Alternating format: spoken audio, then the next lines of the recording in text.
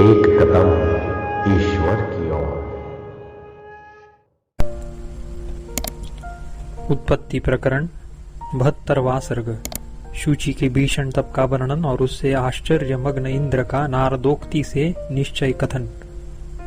श्री वशिष्ठ जी ने कहा, भद्र श्री राम जी, इस प्रकार शोकमग्न हुई उस शुचि ने मौन होकर अत्यंत निश्चलता पूर्वक यानी एकाग्रता से पूर्वोक्त रीति से अपने देहादि का और आगे कहे जाने वाले प्रकार का चिंतन कर फिर उसी देह के लाभ के लिए मैं शीघ्र तपस्विनी होऊं ऐसा निश्चय किया। तदनंतर पहले चित्त में स्थित लोगों की हत्या का त्याग कर उसी हिमालय के शिखर में जिसमें पहले वह रहती थी तपश्चर्या के लिए गई।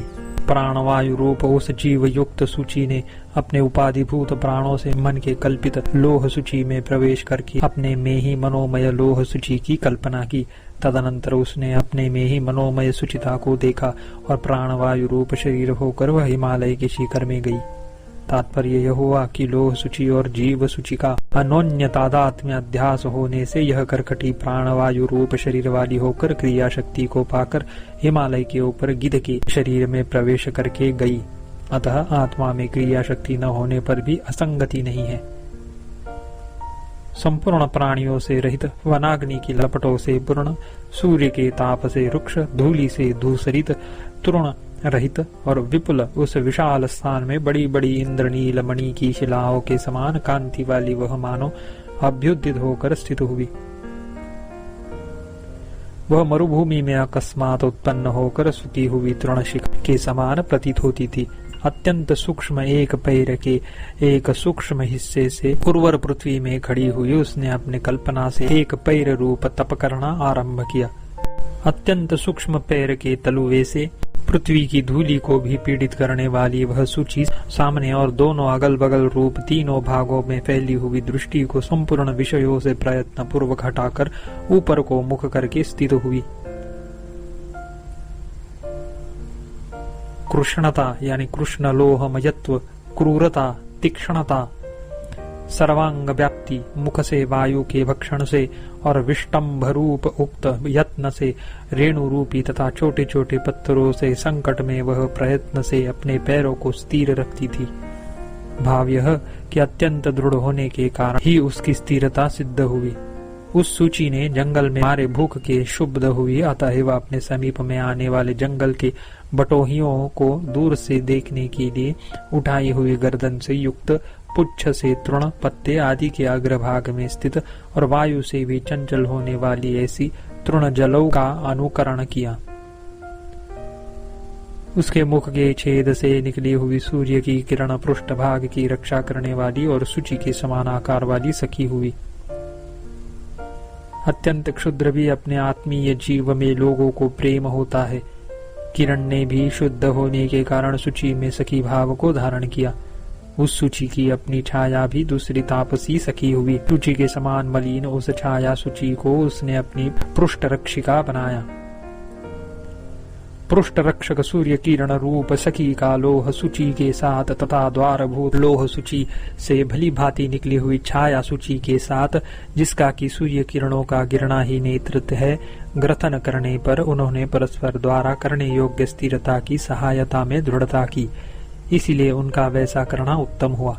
इस प्रकार तपस्या कर रही शुचि को अपने सामने देखकर पेड़ लता आदि को भी सद्बुद्धि प्राप्त हो गई। वहां तपस्विनी शुचि को देख करके किसको तप करने की उत्कंठा नहीं होगी।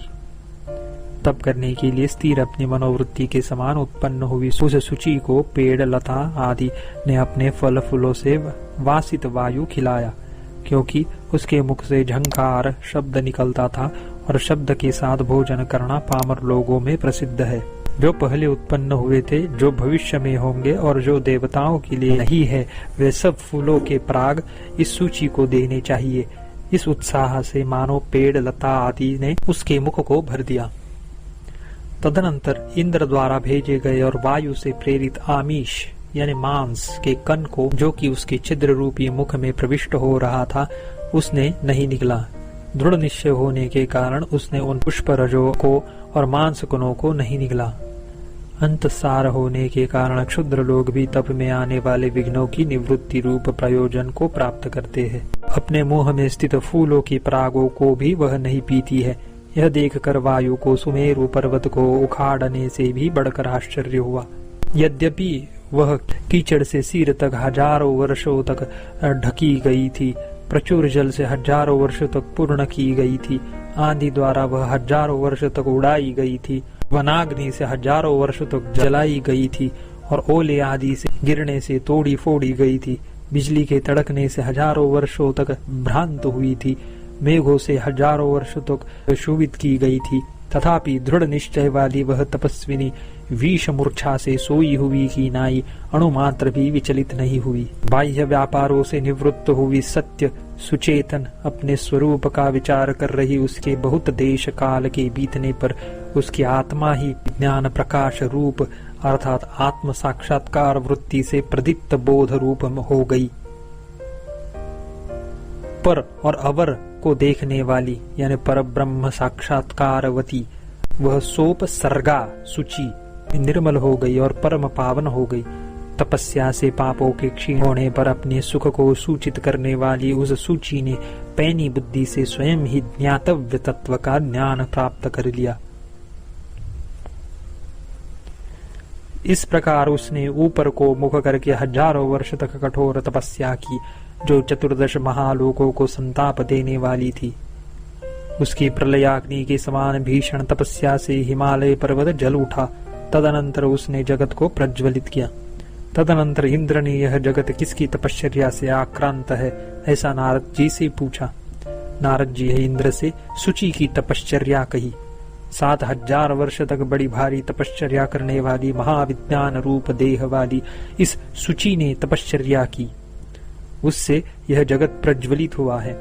हे इंद्र, भगवान रुद्र की संहार शक्ति के समान शुचि की तपस्या से हाथी निश्वास छोड़ रहे हैं, पर्वत विचलित हो रहे हैं, विमान से चलने वाले देवता वगैरह गिर रहे हैं, सागर तथा मेघ सूख रहे हैं तथा सूर्य के साथ दिशाएं मलिन हो रही है। 72वां सर्ग समाप्त।